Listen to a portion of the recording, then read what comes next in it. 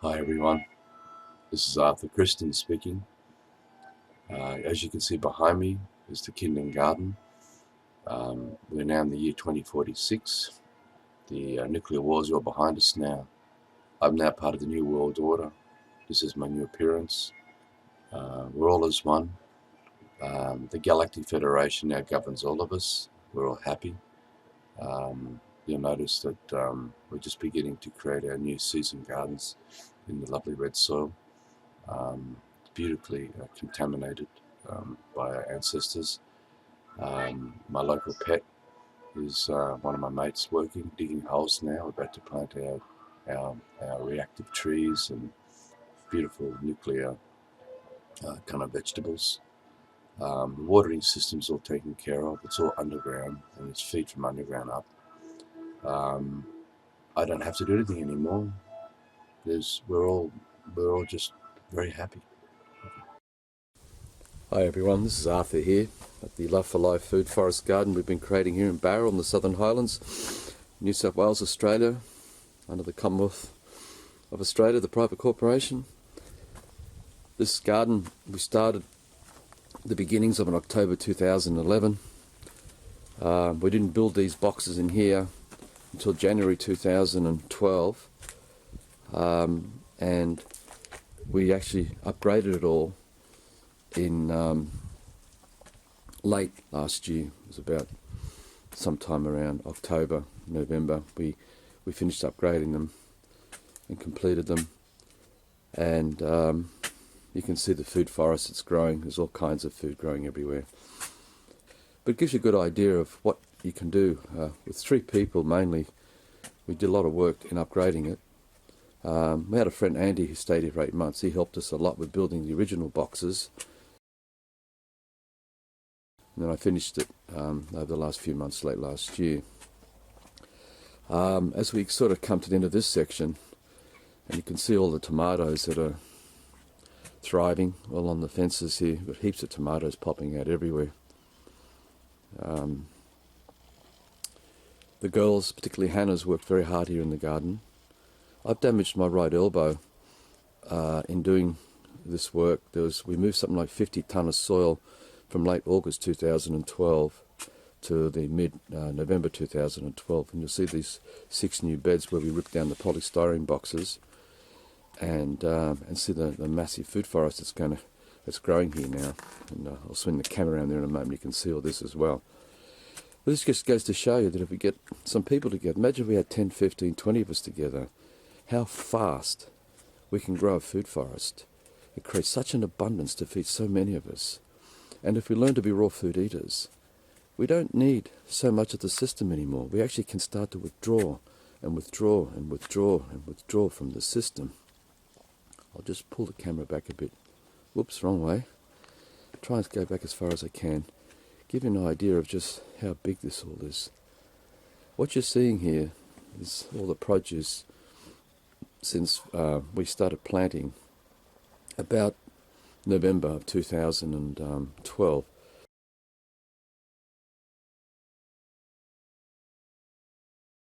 Where are we now? About the 10th, 11th of February 2013. And you can see that the vastness of this food. Now, this is nothing unusual. There are others out there doing this. But here we're in a very cold climate. We're up 2,000 feet. And we're producing a whole wide array of food in small spaces. This bed here is bed number 6 of the 6 new ones we built late last year. And it's so diverse in what's growing in it. And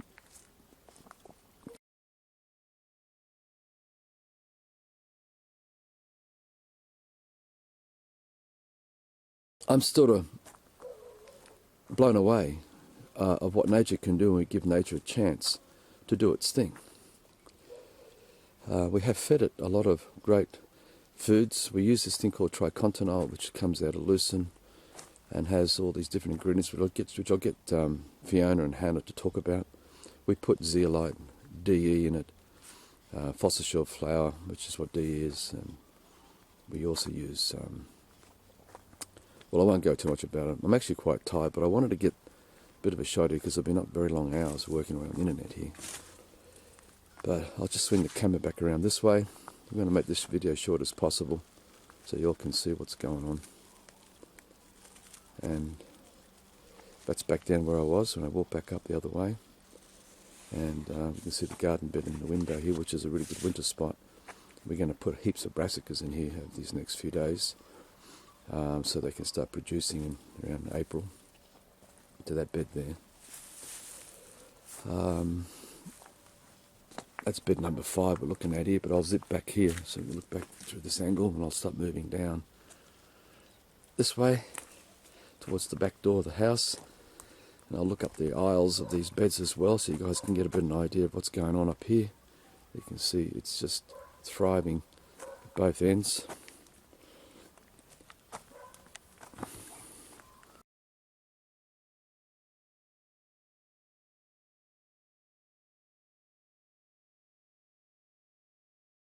And this one is the next aisle. It's just a congestion mass of food.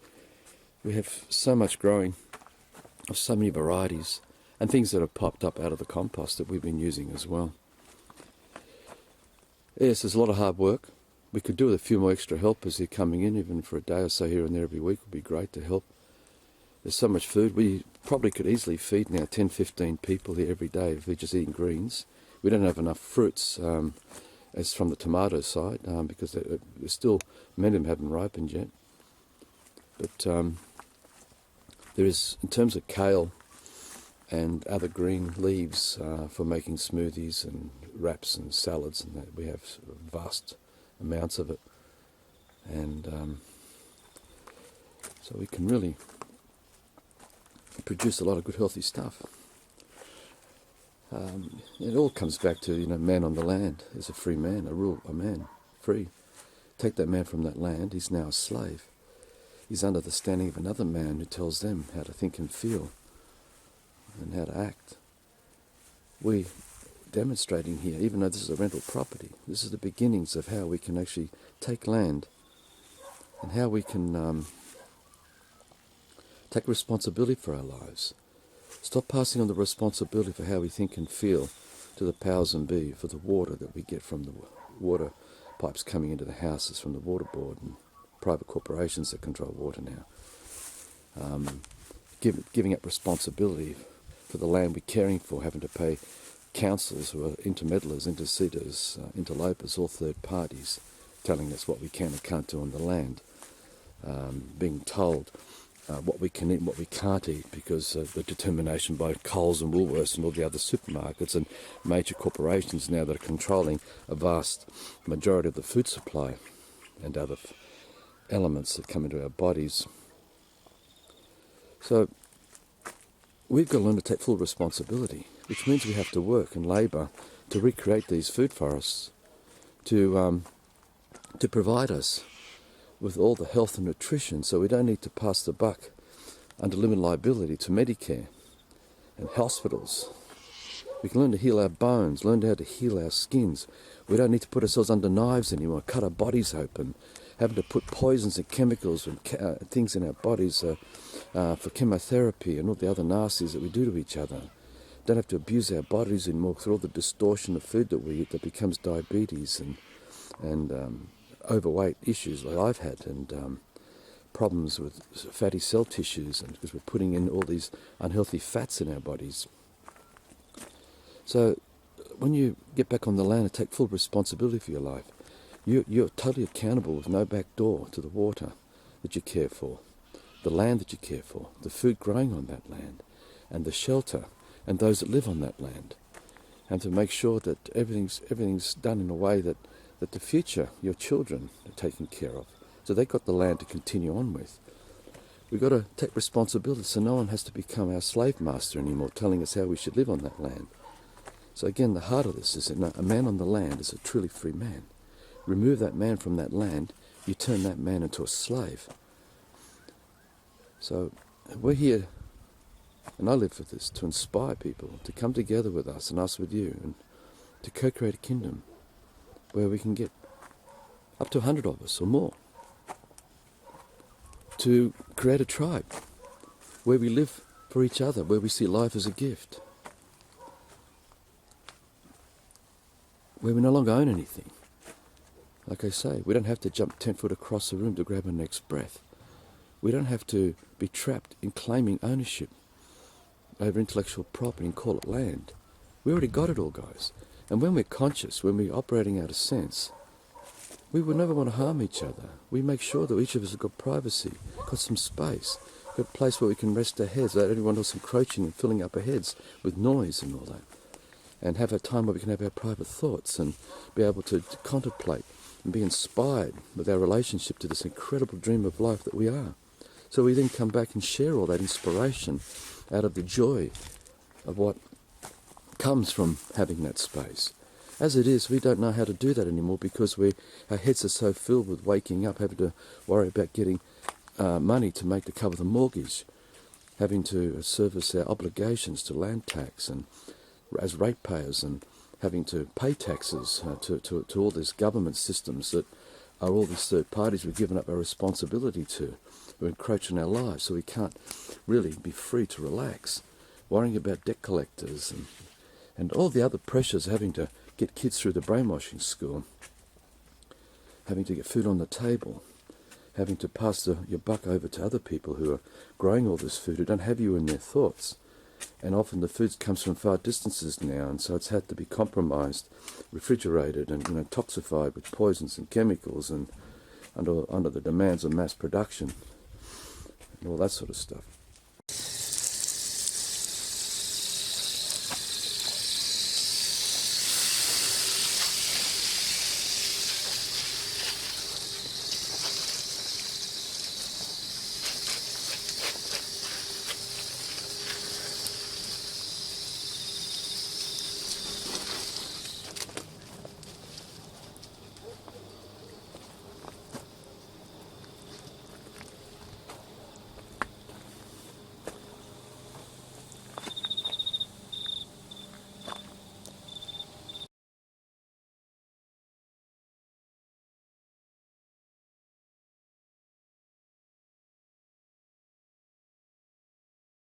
Where are these girls to find out about all the good things they're putting in the soil? Here they are, working away. No, they're not, they're bludging, as usual. Hi, girls. Hi. Can you please tell the audience here why this garden is doing so well? What have you been doing to it? Well, we've been giving it lots of love and attention when we can. We've been giving it lots of different products using that have organic materials in them. Mm-hmm. Can you elaborate? Yeah, definitely. Well, a lot of volcanic materials, volcanic rock dust, zeolite, coarse zeolite. We've been using a range of different fertilizers, like alfalfa-based fertilizers, alfalfa pellets, that have added seaweed and some microbes and bacteria like VAM. What else are we using for you? Well, also one of the big things we've got is we're using the lucerne mulch, which as it breaks down feeds the soil and has a natural growth hormone in it, triacontanol, and it also has a natural surfactant that will break down any waxy or oily residues in the soil too. So lucerne's a heavy part of our thing because we have that. Then we have the pellets that Hannah was talking about, which we also use to make triacontanol on its as a foliar spray that we spray onto the garden to feed the plants, because if you spray it on as a foliar, it is taken up much more quickly by the plants than if you put it on the soil. Though obviously it gets onto the soil as well. So those are the main things that we're putting on the plants, I think. Some clay as well, because the clay, it helps to hold the water in the soil a little bit. It also the microbes love to live in it, so they live under there. They eat the rock dust, so they're very happy if we've got clay and rock dust. And we've also got the DE that we're putting on, the diatomaceous earth, that holds up to 200% of its weight in water. So that will hold the water when it rains and release it slowly. The same with anything we put on, any other liquid we put on, it also is held in by the DE and released slowly. Basically what we're trying to do is, we're turning, though the zeolite only holds about 25% of its weight in water, but we're basically turning the soil into volcanic soil by putting all the minerals in. Also the diatomaceous earth is a very high silica content, so we're replacing silica in the soil, which is very important not only for our skin and hair, but it's actually vital for calcium absorption. So if you haven't got the silica, your body finds it very hard to absorb the calcium too. So we've also been using our own compost. We've got about 6 compost bins now. And we have a lot of scraps that come pretty much from, like, we've got a lot of garden clippings which we use, and also just raw fruit and other veggie materials that we get from, you know, that we buy Yes, we're from the basically shops. recycling everything. You know. We're basically, exactly. And we also use, we've got a worm farm, which we use some of our worms in the beds, or we put them in, add them to the compost. So they all get recycled. well, that's the other as thing. well. We have thousands of worms in these beds. Some of it's come in the soil. Also, if we had 2 more worm farms, and we ended up putting all of them into the beds, so there are just worms everywhere in this garden. So obviously they're producing their droppings or whatever it's called, and that's all going into the soil too. Yeah, and this bacteria that we put in the compost, you want to talk a bit about that? And what are we doing, that materials that we get? Oh, that's basically, I think it's a microbe sort of blend, so that's really helping to break down the compost. Because we're producing compost now literally in 3 months. Like it's breaking down that quick. Really fast. We also, Really. when we put we don't just dump all the scraps in, because that turns to mush. So we mix everything with sawdust first, so it's just a nice dry consistency. Then put them in the compost, and that really helps. And we chop up the compost. Yeah, not too small, but we chop it up a bit to increase the what's it called? breakdown. The breakdown process. And talk about the tricontinent. I wouldn't mind just going a bit more into the graphic details of what actually we're doing. When we mulch, we're mulching pretty heavily, right? Like up to 6 inches of thickness. And we make these channels, and we make up a soil mix. Do you want to sort of go through all that and explain it, and then go into what we're actually doing? Well, the soil mix we make up, we use soil that we buy that's got mushroom compost, it's got blue metal for drainage, it's got various sorts of poo. Goat's poo, duck poo, cows, cow poo, even chicken poo. So the mushroom compost is very good for what we're doing, because it's for veggies that mostly like between sort of 6.5 and 7.5 pH. But if you want, some plants don't like mushroom compost because it is quite alkaline, so it makes the soil more alkaline. But for most of the veggies we're growing, they're pretty happy in a sort of slightly alkaline soil. So that's what we're doing. But we use the soil that we've got, and then we add compost to it. And we also add, sometimes we add some chopped up lucerne as well, don't we, if we've got that organised. Yeah. And we also then put some of the products that we were talking about, the lucerne pellets, the powders, the granules, we put all that in and mix it all. So that forms what we plant in, basically. So, well, if we're making a new bed up, we will then spread that over the bed before we mulch. But if we're just doing new plantings in place, we've got the mulch, we make a channel in the mulch down to the soil, put in enough of our mix to cover the roots. And that soil mix has the tricontinent, and it's got the lucerne pellets. Lucerne pellets. So we put all that in, and then we put the plant in and make sure that's and put the mulch back over it again, and that's basically what we've been doing. And the other thing that I found really interesting, and just very briefly, just going to take the camera down and let you see this. You can see the boxes down here, and you can see the black plastic, and we've got the black plastic that's wrapped around all the boxes throughout the garden. And what we've discovered, it allows the heat to come in. We've got boxes with and without tyres. All these ones on the inside hardly have any tyres. It's got this one here, the first one's got a few, but all the rest of the beds don't have any tyres. And it's this heat that comes in, even in wintertime, is a fantastic root stimulant. So probably one of the reasons why we're seeing food growing so fast, because the channeling system could be a contributor. And obviously the minerals and other ingredients we're putting in the soil, girls, you reckon that would? Yeah, definitely. Because we don't really know for sure what's the primary one, and maybe it's a combination of all of it that's causing it to happen. But definitely something's happening here, because we're certainly feeding very heavily, and we do possibly feed more than some people would. But that's partly because we are growing such a vast amount of plants in a small area. We've really packed them in, so we're really aware there's a lot of competition for food in the garden. So we do a lot of foliar sprays, and we make sure the products we're using, we make sure there's lots in the soil because that are getting watered in, because there's a lot of food. Yeah.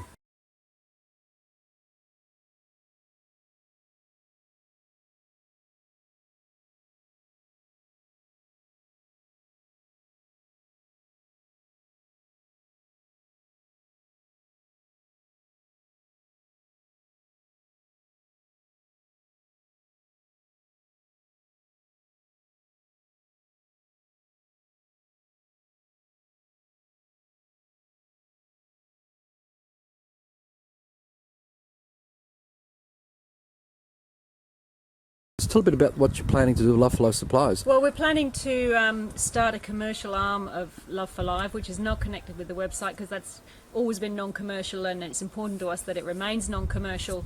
But and Arthur is not involved in commerce either, because as you all know, he's no longer has any ties to the system in that way. But in order to keep the Love for Life project growing and the dream happening, we still have lots of plans of things we need to do. We want to start trying to bring in some money at the same time as encouraging people to grow their own little food forest, because this is basically almost our most vital step to get out of the system. If we've got food, that's a start. We can start to get away from all the corporations and the not very good quality food that's out there.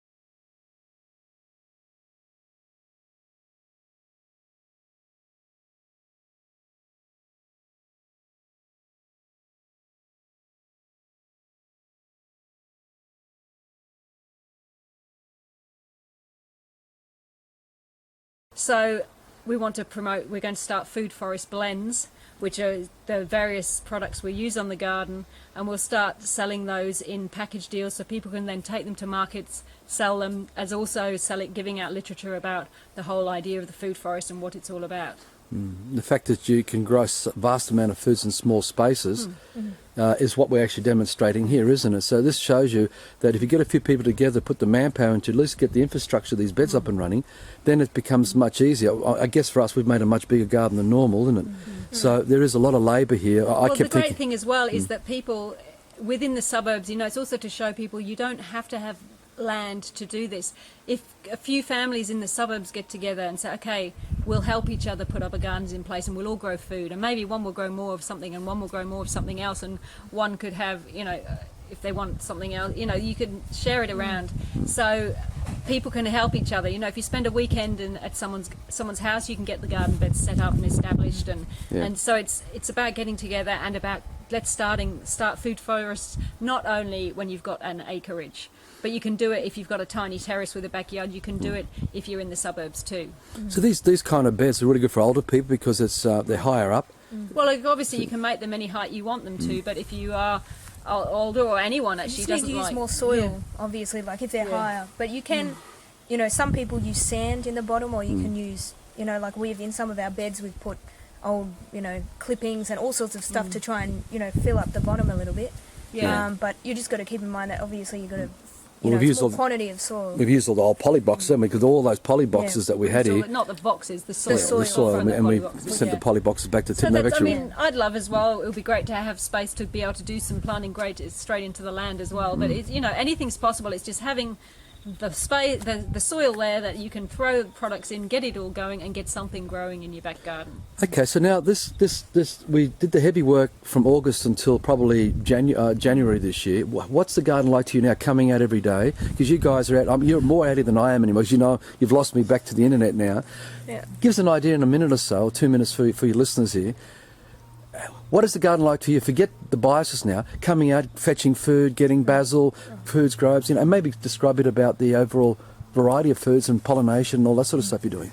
Well, we found that it's growing just so rapidly at the moment. Everything, you know, you could, even in a day or 2 days, everything is just growing, and, you know, we're doing our best to stay on top of pruning and tying up the pumpkins and the tomatoes and everything, and it's just, and pollinating, and it's just totally, everything is just growing in abundance. So, and, you know, we've had some, you know, we've had more success with some plants than others, like some of our fruiting plants we haven't had as much success as we would like to have, particularly our zucchinis. We just haven't we're not getting as much fruit from them as we'd like to. But in general, everything is growing very quick. So that's something that is always happening. It's always growing, and we're always pruning and staking and other things we haven't had so much success with have been snow peas and peas and things, but we're going to try them again because I know they are they quite like the cooler weather, so we're probably going to start planting some of those in a few weeks when things cool down a little and see how they grow over winter. Leafies we've had a lot of success with. Herbs, just about all our herbs are absolutely fantastic. And greens have been our most success, and kale. Kale. We have kale everywhere, which is fantastic. Which we can show you here now. Something that we eat all the time is kale, and a lot of use kale. it in our smoothies and make kale chips and use it in our salads. We eat it every day. It's a kale forest in a way. One of the best things. So we're not complaining that we're overrun with kale. Other things we have, I mean, the last video, we can put up the list of the plants we actually have is extensive. I mean, from things like purslane up to zucchinis, pumpkins that have all seemed to have grown by themselves. We didn't plant any; they've come out of the compost. Rock melon as well that came up. Yeah, melons. We've got a little rock Watermelon. melon. That's what we're trying to plant. We've got just eggplant, zucchinis, squash. Lots of chilies. Lots of chilies, different kind of chilies. That are growing very well, Capsicums. I mean, we did make a list the other day, and it was huge. Because of the workload, we haven't been able to stay on top of it, and we've actually fallen. Maybe next time around, this next season, because we're not doing all the infrastructure work, we'll have a chance to get on top, because we haven't even planted garlic. No. We haven't really stayed on top even on the celery. We still need a lot more onions as well. Yeah, onions, spring. Well, we're going to get that happening hopefully next week. We'll get but that we're now going. getting hundreds and hundreds of tomatoes, which is fantastic. Yeah. Lots of tomatoes. And the other thing is a beehive, eh? We want to get a beehive which we want to get in. And I guess the other thing we want to say is that, look, guys, anyone in the region who want to come down and help and get involved, we have people already coming here to help with bits and pieces. We tell them this is your garden too. Come and eat from here. You don't have to help if you don't want. You can help if you like. But, get involved, because this is what we want to build, the tribal relationship with each other, and get used to the idea that we can come into each other's homes during the day and start accessing food. This forget the idea that we're closed off by fences and boundaries. See this as this community land. Because one of the reasons that we did make this garden so big was because we want to have the excess be given out to other people too. So come and eat. We want to share it. Come and eat, guys. And if you want to come and do some labour, do come and help, because the more manpower, the faster we can accelerate this, the more we can start to duplicate this elsewhere, because the idea of this is to spread this out into many other homes. So you've probably, some of you seen Aidan's video that he made a couple of weeks ago. Well, he's back up with us again for a bit more to help us out in the garden.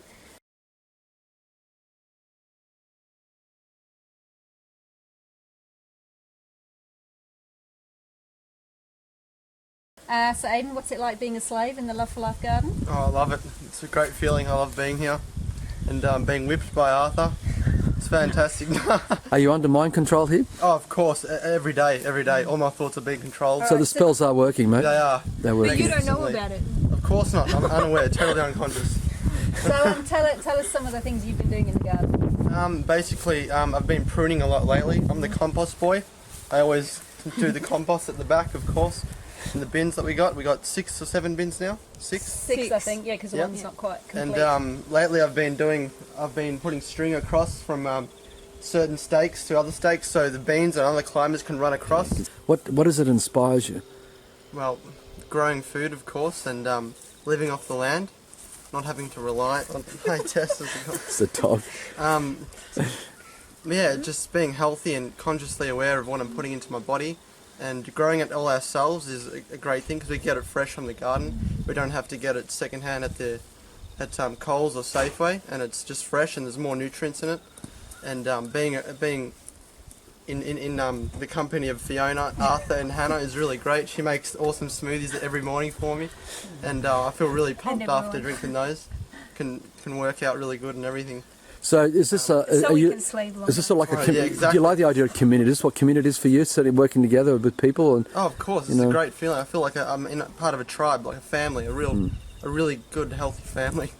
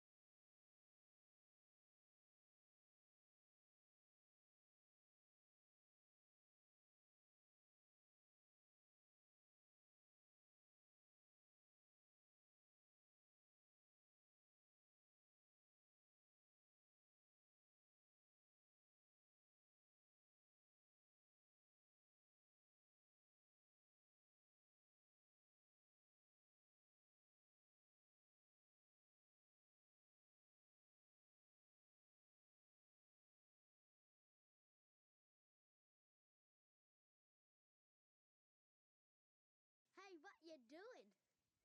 Moving some soil. Is that you, Francie? Yeah. Yep. We found some avocados up here. So we dug them out. Push her in, man. Yeah. We'll get a shovel up. Going on over here. We have a portable jungle. The portable jungle seems to be increasing. Yeah. We have some bush doctoring. That's for sure. So far we've probably spent on all the soil. So the avocado shoots are up here, and I see you've been doing some work.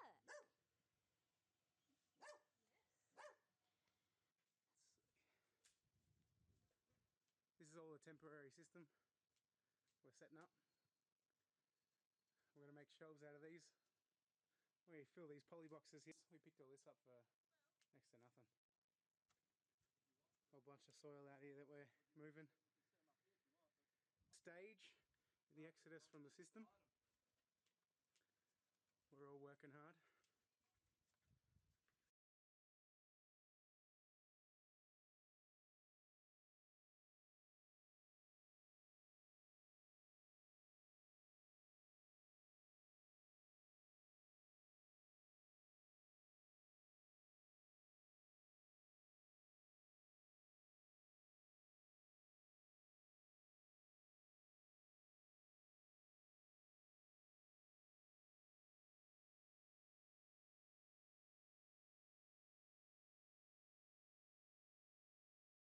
Up before.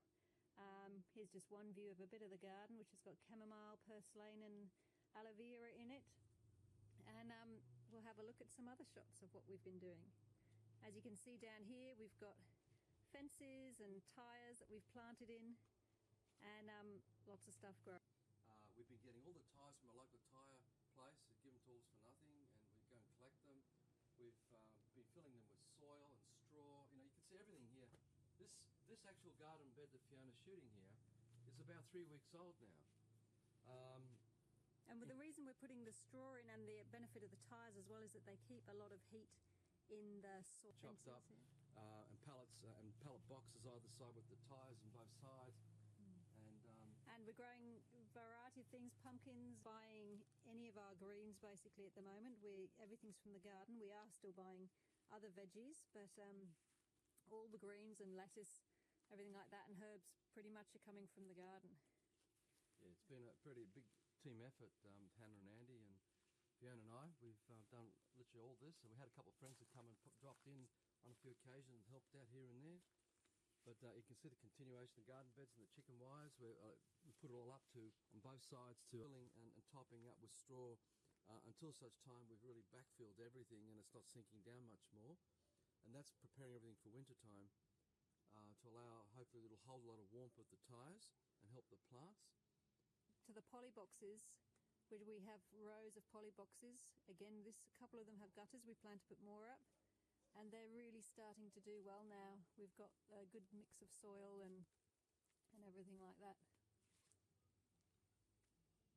Some beetroots we've got growing.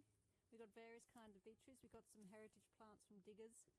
So we're getting purple carrots growing and white carrots and stripy beetroots and things. We've got a few flowers interspersed as well. They do quite a lot of work in keeping away some of the pests.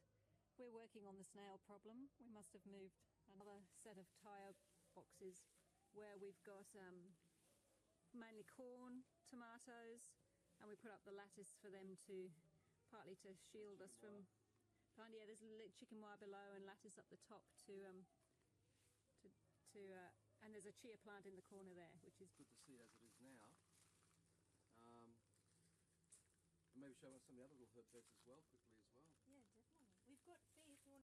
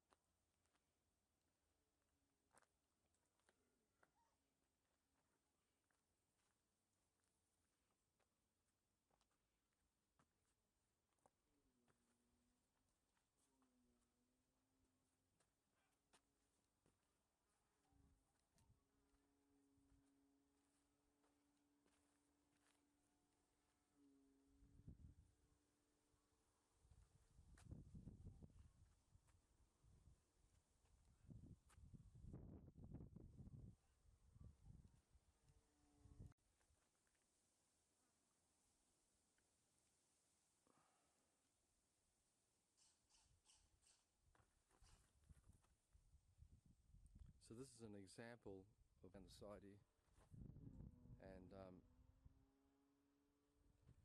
you notice we've got rid of all the polystyrene boxes, and you've got, we'll go down to bed number 1 here. This is the first, the ones we made, the later ones we made, which we started in August.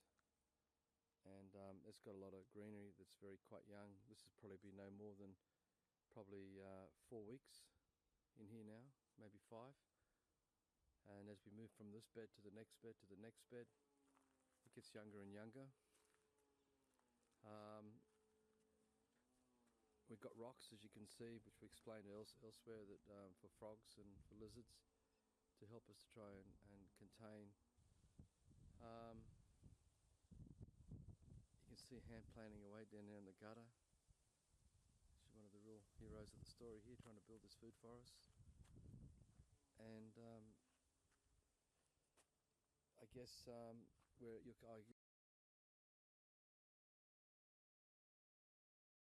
see, this is the last of the remains of what was the polystyrene system we had there, with those 3 gutters sitting up there. We're going to make a narrow box there, and I'll shoot a video on that in the next few days, maybe part of the same video. But anyway, there you are. Hi everyone, this is Arthur here, Love for Life, which I said we're starting to put rocks in for lizards and frogs.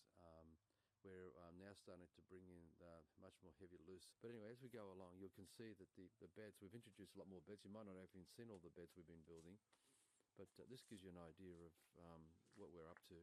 We've still got a long way to go to finish this job, but we're sort of really stoked that we're getting a lot of variety in the garden. We've been using products like Very Well has become a good friend, and supported them, that it's made life incredibly easy in doing gardening. Once you just sort of give it a bit of a meal, and as this is a food for us, and we're trying to demonstrate how you can grow a lot of food in small spaces, basically almost like a jungle. And you'll see these mistakes, and we're gonna, people are gonna tell, oh, we told you so, we told you so. But we actually want to find out just from first-hand experience what nature does and how plants really work. And regardless of what we're going to do to try to minimise the effect frost has, you can actually just see that the green and the depth of the kales and the cabbages and the cauliflowers and the silver beets and the rocket and all together. And we're still doing those that are buried underneath, and work out, okay, we'll leave that one out next time we do another patch, and we reorganise the beds a bit differently. But generally, to us, is the only thing that matters. As we've said in some of the documents, a man on the land is a free man. We have to be able to take full responsibility for everything we have. A part of a larger community can go into many hundreds of acres, or think, feel and do, for the shelter, for the water, for the food we eat. Then slave. The moment you remove a man from the land, you turn that man into a slave, because that man now is under another man, meaning man or woman, being told how to think, feel and do, how to act, etc. This is at the cornerstone of our greatest problems, because when we are removed, we're then trapped in the system. And the systems are designed as to keep us from ever returning to truly being free on the land. And if we have land, then we've got land tax, and we've got all. It shows you that we had no other alternative to. But now, this garden is to us a food supply for the land when it comes in this abundance. From one plant, you can produce hundreds of plants through their seeds, and it goes on and on and on. The extraordinary thing. So, we get past the greed and the selfishness. I mean, like I said, having water, having shelter, having clean, fresh water, having land to take care of, having the time to contemplate, enjoy the meet, the check-up points so they can beam you up, or whether it's some incredible financial remedy coming from whatever avenue that they've conjured up. To us, all this is garbage. All man-made systems require slaves and rulers. It also requires the devastation of the uniqueness, originality of man. This causes sameness, and we end up thinking the same, which we call religions and philosophies and the New Age and all the other garbage that we've been hammered with. In our truth, we're able to co-create our true living dream for this stream of life. And we come up with our unique thoughts. And those unique thoughts is what makes us so special as man. But you remove man from that land and you turn that, and that's what all nations, countries, states, civilizations have always been. Go back to all the Love for Life, Dream for Life videos and other videos we've been putting up since October of 2011 to explain to you the back on intellectual property and going more into the deception of how they try to show you. These are 5 new boxes we've been building since August this year. There's something in the vicinity of nearly 30 tonne of soil of ruins, and we've got 5 and soon to have 8. And if we can set up the infrastructure for building these beds, then people don't have to break their back. And the remains of the steel frames, these are all about to go in a few days. Over here to give us a lot more humus. We want to try and get 2 foot of humus wherever possible. Some of the new boxes back over here have actually got through.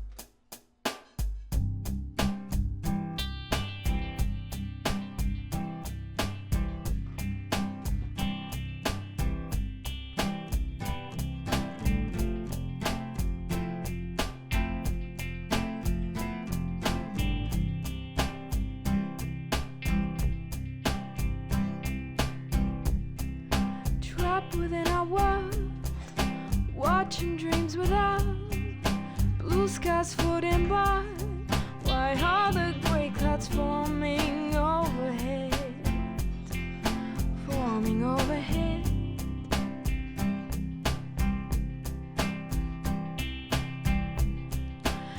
I'm trying to breathe, I'm following the path mapped out from the start. Why do my dreams keep moving out of sight? Moving out of sight.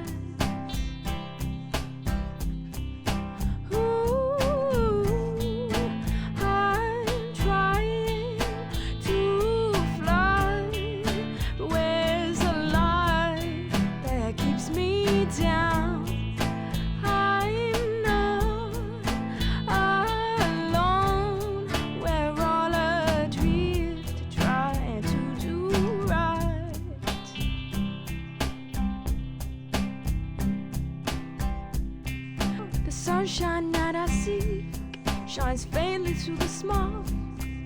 Layers of fantasy, images that blind us to our lives, blind us to our lives.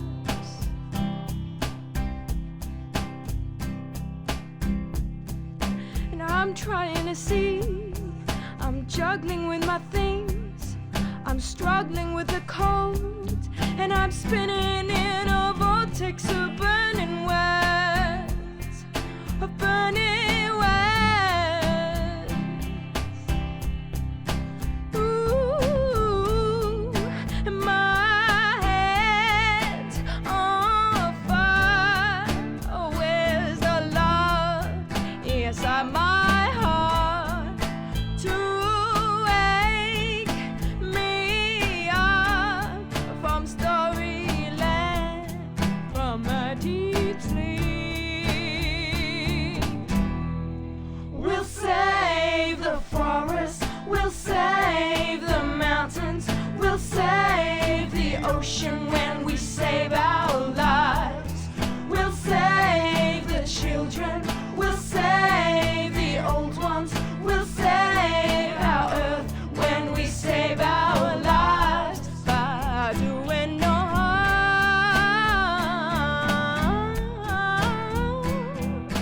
Ooh.